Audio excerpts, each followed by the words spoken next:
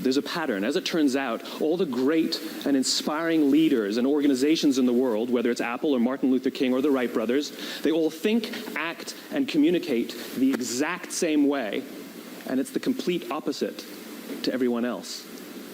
All I did was codify it. And it's probably the world's simplest idea. I call it the golden circle.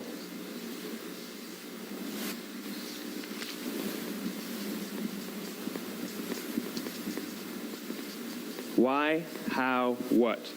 This little idea explains why some organizations and some leaders are able to inspire where others aren't. Let me define the terms really quickly. Every single person, every single organization on the planet knows what they do, 100%. Some know how they do it, whether you call it your differentiating value proposition or your proprietary process or your USP.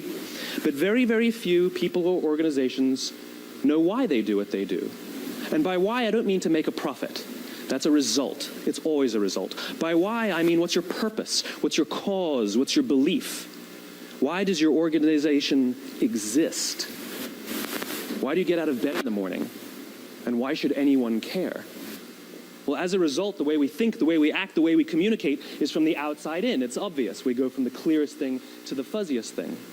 But the inspired leaders and the inspired organizations, regardless of their size, regardless of their industry, all think, act, and communicate from the inside out. Sometimes you can give somebody all the facts and your figures and they say, I know what all the facts and details say, but it just doesn't feel right. Why would we use that verb? It doesn't feel right.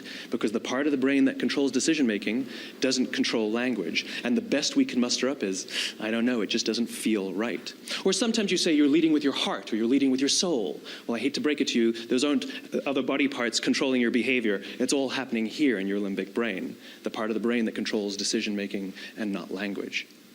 But if you don't know why you do what you do, and people respond to why you do what you do, then how will you ever get people to vote for you or buy something from you, or more importantly, be loyal and want to be a part of what it is that you do?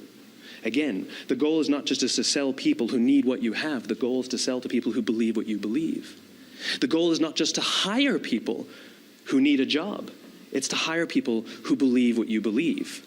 I always say that, there's if you hire people just because they can do a job, they'll work for your money. But if you hire people who believe what you believe, they work for you with blood and sweat and tears. And nowhere else is there a better example of this than with the Wright brothers. Most people don't know about Samuel Pierpont Langley.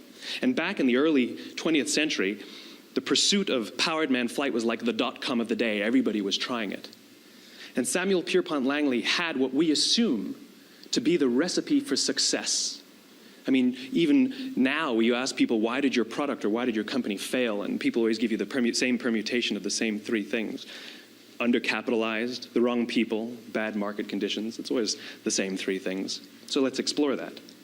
Samuel Pierpont Langley was given $50,000 by the War Department to figure out this flying machine. Money was no problem. He held a seat at Harvard and worked at the Smithsonian and was extremely well connected. He knew all the big minds of the day. He hired the best minds money could find, and the market conditions were fantastic. The New York Times followed him around everywhere, and everyone was rooting for Langley. And how come we've never heard of Samuel Pierpont Langley?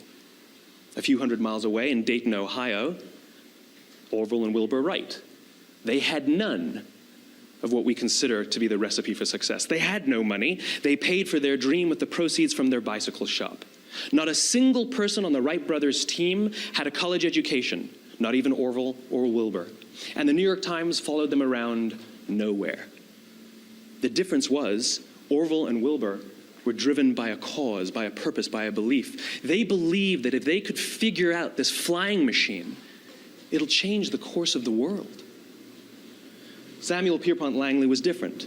He wanted to be rich, and he wanted to be famous. He was in pursuit of the result. He was in pursuit of the riches. And lo and behold, look what happened. The people who believed in the Wright brothers' dream worked with them with blood and sweat and tears. The others just worked for the paycheck. And they tell stories of how every time the Wright brothers went out, they would have to take 5 sets of parts because that's how many times they would crash before they came in for supper. And eventually, on December 17th, 1903, the Wright brothers took flight. And no one was there to even experience it. We found out about it a few days later. And further proof that Langley was motivated by the wrong thing, the day the Wright brothers took flight, he quit. He could have said, "That's an amazing discovery, guys, and I will improve upon your technology." But he didn't. He wasn't first. He didn't get rich. He didn't get famous. So he quit.